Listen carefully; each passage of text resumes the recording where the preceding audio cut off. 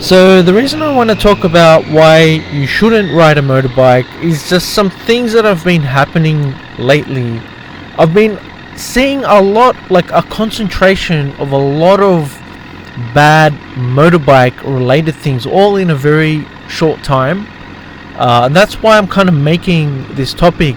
There was these people we met, he'd lost his leg, and we found out that it was a motorbike crash. I was at work, my friend just comes up to me and he goes, "Oh, did you see that motorbike crash that it was near my area? The guy, it was a fatal motorbike crash." And then, later on, my wife actually told me about the same accident. It was because everyone was talking about it, because it was actually from someone within our own cultural community. What I mean by that is, in the US, how you have the Mexican cultural community, but in Australia we've got different migrant cultural communities. We've got the Middle Easterns, and we've got the Asians, specifically the Vietnamese. We've got Islanders. Talk to me. All right, how much? But unlike in America, the actual Aussies here are so degenerate. You could also classify them as a migrant group as well. You're making love to it, mate.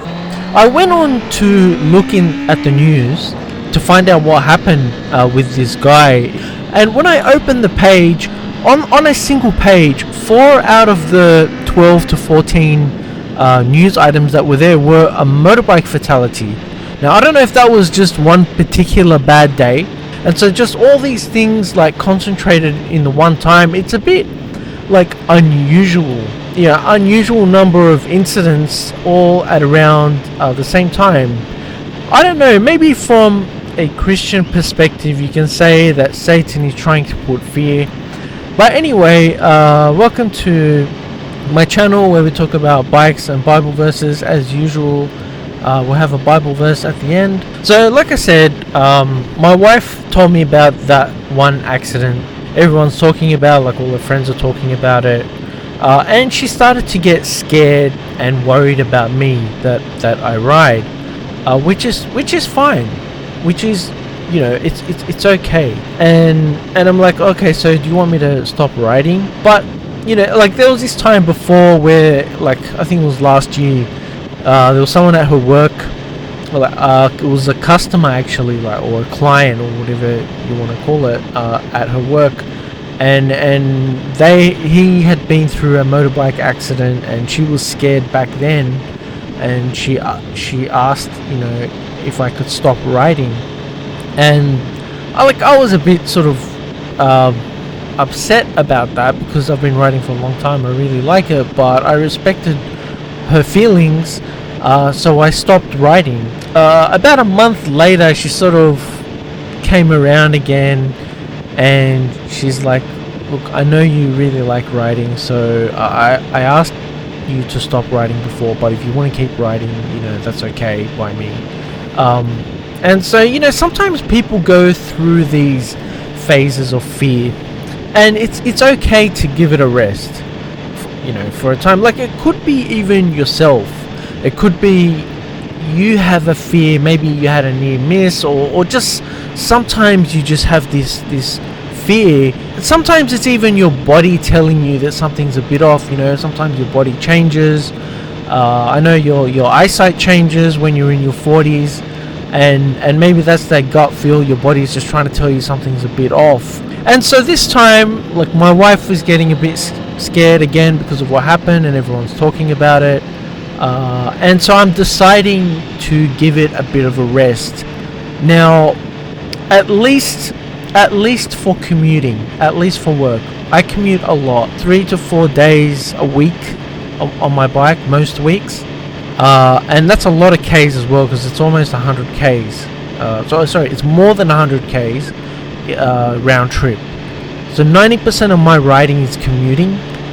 So I can stop that. Then the rest of the 10% mostly is for YouTube, to make YouTube videos, and maybe a small portion of that, 2% of that, is just leisurely. It's not making videos, not writing for work. It's just going out riding in the twisties in the mountains, or doing some skills or something.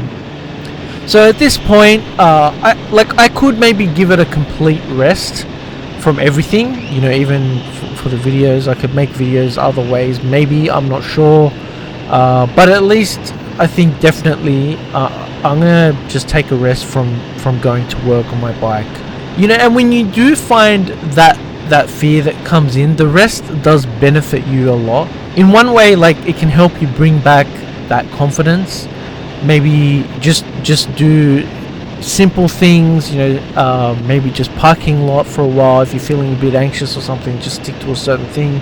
That's what I was doing when I was a learner. Most of the time was in the parking lot. I'd just go 2 minutes to the parking lot, practice there for an hour and go home. Or maybe a leisurely ride on the twisty mountain roads. But also, a rest will help you miss riding.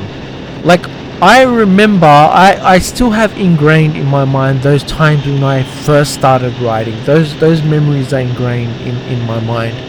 Early riding, even the parking lot, just the very short trips are ingrained. I don't remember, like I said, I ride maybe 300-400 kilometers a week to go to work. I don't remember those rides. And those rides are quite annoying. Sometimes it's full gridlock, peak hour traffic. You got a lane split between, sometimes there's trucks and things. And I went for just a leisurely ride maybe a month or 2 months ago, and I remember that ride. Like, that ride kind of remains, it lingers in your mind. But the commuting that I do, it doesn't. So it's good to, like, take a rest so you can miss riding and enjoy it, not be desensitized. But the next point I want to talk about is the main guiding principle that has led me to ride for the past 8 or 9 years, that has kept me riding, and that principle is faith over fear. Now, before you think that this is a religious thing, I'm going to break this up into two parts. One part is like the religious, faith in God aspect, but there's another part. If you're not religious, if you don't believe in God at all, there's another aspect to this point, so which I want to explain, so just bear with me for that one. But first, on the faith and God side, so it's not so much that, if you're a godly religious person, it's like some insurance policy that will keep you, like a protection insurance policy, because you're a religious person, because no one knows the time that God has chosen for them. You could be young, old, good, bad, it doesn't matter. Like, God chooses the time that someone is going to go, and we don't know God's plan. So it's not a protection insurance policy, but it's more, if it's determined that it's your time to go, you can't run away from it. You can't be safe. Like, you can't not ride to stay safe. Like, your time is your time. Now, that, like, it doesn't mean you can test God, like not wearing gear or riding recklessly, on the basis that it's on God's time. But if you're doing it to test God, and like, if you're doing it because you're just being stupid, then you're not testing. Like, you're not kind of doing it to test God. You're just kind of being stupid. But if you're doing it to say, oh, I can ride recklessly because my time is my time, that's determined by God, that is testing God.